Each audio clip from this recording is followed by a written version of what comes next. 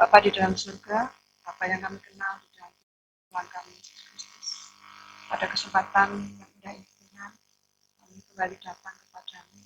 Kami sungguh mengucap syukur buat penyertaan Tuhan yang sungguh luar biasa. Karena Tuhan yang sudah memberkati kami, sudah menyertai kami dari tidur semalam sampai pada pagi hari ini. Engkau sudah bangunkan kembali pada pagi hari ini. Kami masih diberikan kekuatan, kesehatan, nafas kehidupan, sehingga kami boleh bersama-sama untuk bersekutu, untuk belajar kebenaran firman Tuhan. Berkati Tuhan, anak-anakmu yang sudah bergabung di dalam persekutuan doa pada pagi hari ini. Berkati Tuhan, kami juga yang akan menyampaikan kebenaran firman Tuhan, sehingga Tuhan sendiri yang akan berbicara melalui hamba ini. Dan hanya Tuhan juga akan berkati firman yang disampaikan ini dapat didengarkan dan sebagai landasan bagi kita semua. Kami menyerahkan Tuhan doa ini ke dalam kamu, hanya di dalam nama Tuhan kami Yesus Kristus. Kami sudah berdoa dan mengucap syukur. Terima kasih Tuhan Yesus. Haleluya. Amin. Salam, selamat pagi Bapak Ibu Saudaraku yang terkasih dalam Tuhan Yesus Kristus. Bagaimana kabarnya hari ini? Sama Tuhan, istimewa ya. Kita bersyukur kita kembali bertemu ya, walaupun lewat Zoom ya. Kita pastinya sehat semua. Di nama Tuhan. Kita pada pagi hari ini saya diberikan tema Bapak Pendeta, yaitu mewartakan kasih Tuhan. Mewartakan kasih Tuhan.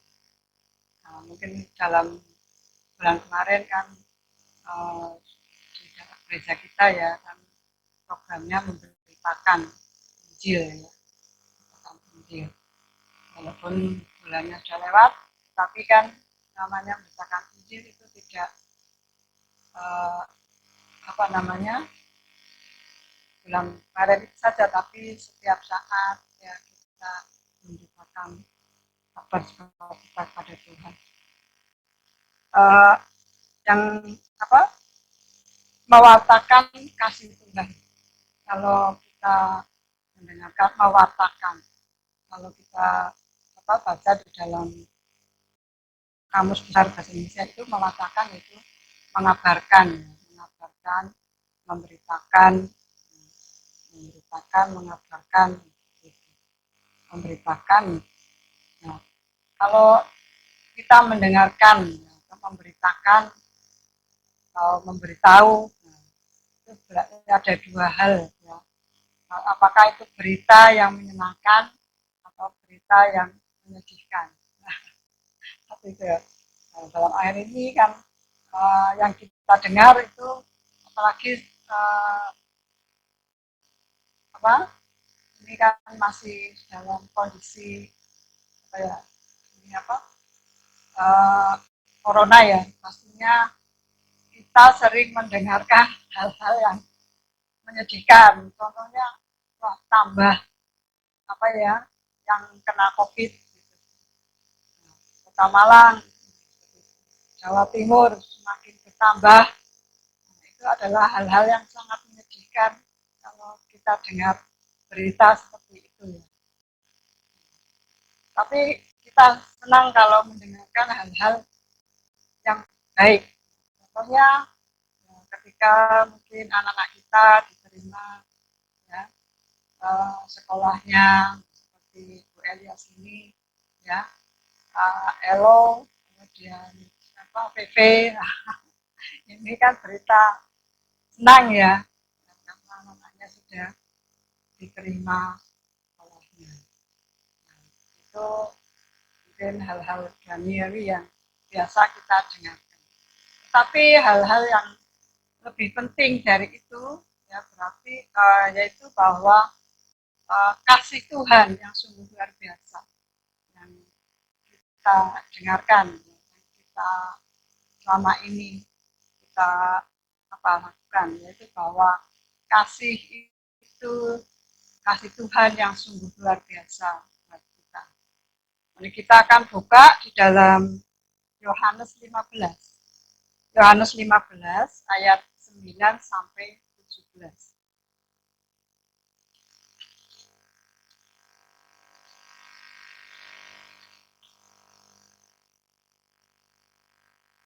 Yohanes 15 ayat 9 sampai 17. Di sini saya akan bacakan untuk Bapak Ibu Saudara. Perintah supaya saling mengasihi. Seperti Bapa telah mengasihi aku, demikian juga aku telah mengasihi kamu. Tinggallah di dalam kasih-Ku. Jikalau kamu menuruti perintahku, kamu akan tinggal di dalam kasih-Ku, seperti aku menuruti perintah Bapakku dan tinggal di dalam kasih-Ku. Semuanya itu kukatakan kepadamu, supaya sukacitaku ada di dalam kamu, dan sukacitamu menjadi penuh. Inilah perintahku, yaitu supaya kamu saling mengasihi, seperti aku telah mengasihi kamu. Tidak ada kasih yang lebih besar daripada kasih seorang yang memberitakan nyawanya untuk sahabat-sahabatnya. Kamu adalah sahabatku, jikalau kamu berbuat apa yang kuperintahkan kepadamu. Aku tidak menyebut kamu lagi hamba, sebab hamba tidak tahu apa yang diperbuat oleh tuannya. Tetapi aku menyebut kamu sahabat, karena aku telah memberitahukan pada kamu segala sesuatu yang telah kudengar dari Bapakku. Bukan kamu yang memilih aku, tetapi akulah yang memilih kamu. Dan aku telah menetapkan kamu, supaya kamu pergi dan menghasilkan buah, dan buahmu itu tetap.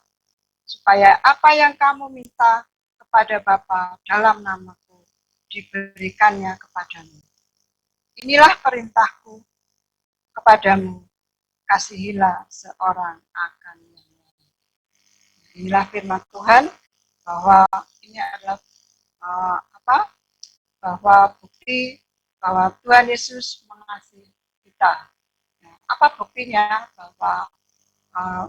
bahwa Yesus mengasihi kita dan saudara-saudara? Ya, bahwa Allah selalu mengasihi di dalam kehidupan kita. Kalau kita ditanya ya, apakah Anda dan saudara kita semuanya mengasihi Anda? Maksudnya, apakah Anda sadar bahwa Yesus mengasihi Anda?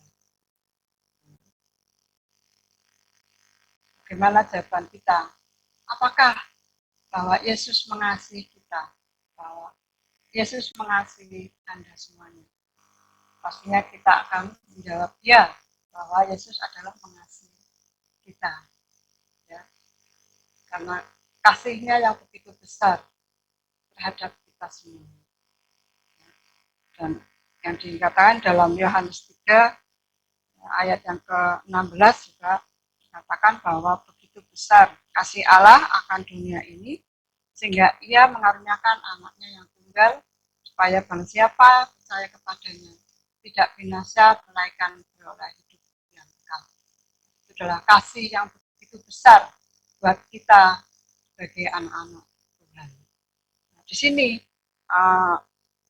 bukti Yesus mengasihi kita, yaitu kita sudah baca di dalam Yohanes 15 ini, ya, bahwa yang pertama, ia rela menyerahkan nyawanya bagi kita.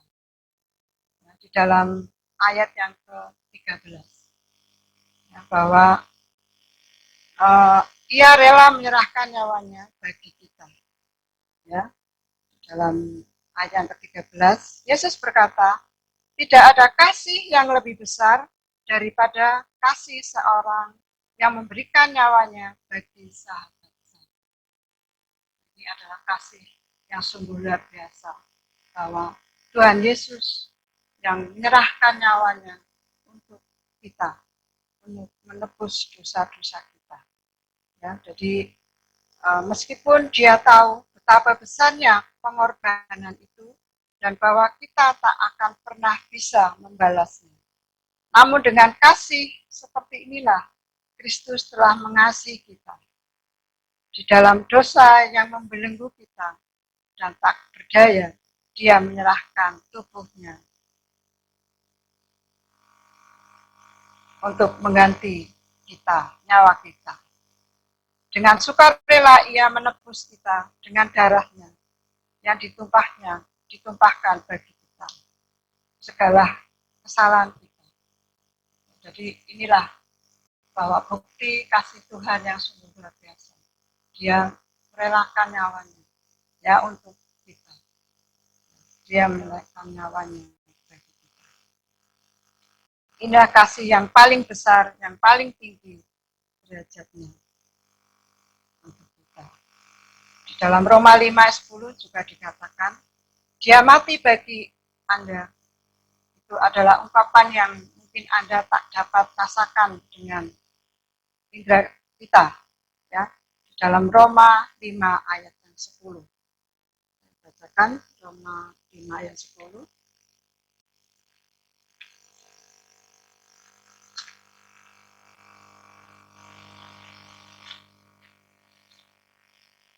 Roma 5 ayat 10. Sebab jikalau kita ketika masih seteru diperdamaikan dengan Allah oleh kematian anaknya, lebih-lebih kita yang sekarang telah diperdamaikan pasti akan diselamatkan oleh hidupnya. Luar biasa ya bahwa Allah yang sudah rela mati untuk kita, untuk menebus dosa-dosa kita. Yang kedua, Dia membawa kita ke dalam perjanjian persahabatan yang terdapat dalam Yohanes 15 ayat yang ke-15. Sesudah ia dibaptis, Yohanes tadi, Yohanes 15 ayat yang ke-15. Aku tidak menyebut kamu lagi hamba, sebab hamba tidak tahu apa yang diperbuat oleh tuannya. Tetapi aku menyebut kamu sahabat, karena aku telah memberitahukan kepada kamu segala sesuatu yang telah kudengar dari Bapamu. Dari Bapakku. Ya, aku telah memberitahukan kepada kamu segala sesuatu yang telah kudengar dari Bapakku. Ini Yohanes 15 ayat 15. Inilah bukti Yesus kepada kita, ya, bahwa sekalipun kita memanggilnya dengan sebutan guru dan Tuhan, ya, dan kita juga bisa menyebutkan dia adalah seorang penebus, seorang pemimpin, dan dia adalah sebagai guru juga, ya, dan dia adalah sebagai Tuhan kita. Dia juga sebagai juru selamat kita. Ya, jadi dengan mengangkat kita sebagai sahabatnya, dia bersama-sama dengan kita dimanapun kita berada. Ya, kita harus bisa menjadi terang, ya, menjadi terang. Karena apa? Kita sebagai anak-anak Tuhan, ya, kita sebagai sahabat-sahabat kita yang dipercayakan oleh Tuhan. Ya, kita harus bisa menjadi terang untuk orang-orang yang ada di sekitar kita. Kemudian yang ketiga, dia memilih kita menjadi alat bagi kemudian dan kehormatan. Dia memilih kita menjadi alat bagi kemuliaan dan kehormatan. Itu di ayat yang ke-16. Bahwa bukan kamu yang memilih aku, tetapi akulah yang memilih kamu. Dan aku telah menetapkan kamu, supaya kamu pergi dan menghasilkan buah, dan buahmu itu tetap, supaya apa yang kamu minta kepada Bapa dalam namaku diberikannya. kepadanya. Bahwa bukan kamu yang memilih aku, tetapi akulah yang memilih kamu. Nah, ini bukan aku yang memilih, tetapi Tuhanlah yang memilih kita. Makanya kita bersyukur ya, kita bersyukur kepada Tuhan bahwa ini kita adalah pilihan-pilihan Allah. Pilihan-pilihan Allah. Kalau kita sudah dipilih oleh Allah, bagaimanakah kita? Apakah kita akan mengasihi Allah sepenuhnya? Ya, bahwa kita sudah dipilih oleh Tuhan, ya, bahwa kita sebagai anak-anak pilihan Tuhan.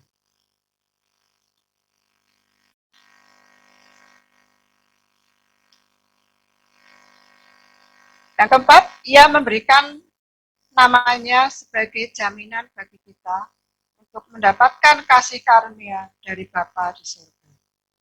Supaya apa yang kamu minta kepada Bapa dalam namaku diberikannya kepadamu. Ini juga di dalam ayat yang ke-16, di dalam ayat ke-16 juga dikatakan bahwa supaya apa yang kamu minta kepada Bapa dalam namaku diberikannya kepadamu. Inilah hal-hal bukti bahwa kasih Tuhan sungguh luar biasa, bahwa Tuhan itu mengasihi kita. Dia yang sudah mengorbankan dirinya, mengorbankan nyawanya untuk menebus dosa-dosa. Nah, bagaimana dengan kita? Karena Tuhan sudah memilih kita, dipilih untuk menjadi anak-anak. Untuk itu kita juga harus mau ya mewartakan, mengabarkan kasih Tuhan untuk pada orang-orang yang belum percaya kepada Tuhan kita Yesus. Banyak sekali ya, ada saudara kita, mungkin ya ada tetangga kita, pastinya. Mari kita akan memberitakan ya kabar sukacita ini bahwa kita yang sudah dipilih oleh Tuhan. Ya, maka kita juga harus memberitakan kabar ini kepada orang-orang yang belum percaya kepada Tuhan kita. Ya, kepada saudara-saudara kita, kepada teman-teman kita mungkin ya di dalam pekerjaan, mungkin ya teman-teman yang ada, mungkin kan banyak ya teman-teman kita. Nah, itulah kita bisa memberitakan cinta kasih Tuhan kita kepada orang-orang yang belum percaya kepada Tuhan Yesus. Itulah bahwa kita harus bisa memberitakan Injil kepada orang-orang yang belum percaya kepada kita. Karena itu adalah kewajiban kita sebagai orang-orang yang sudah dipanggil untuk menjadi murid atau menjadi anak-anak. Maka dari itu kita harus mau memberitakan Injil kita kepada Tuhan. Seperti di dalam Matius ya, Matius 28 dikatakan di sana bahwa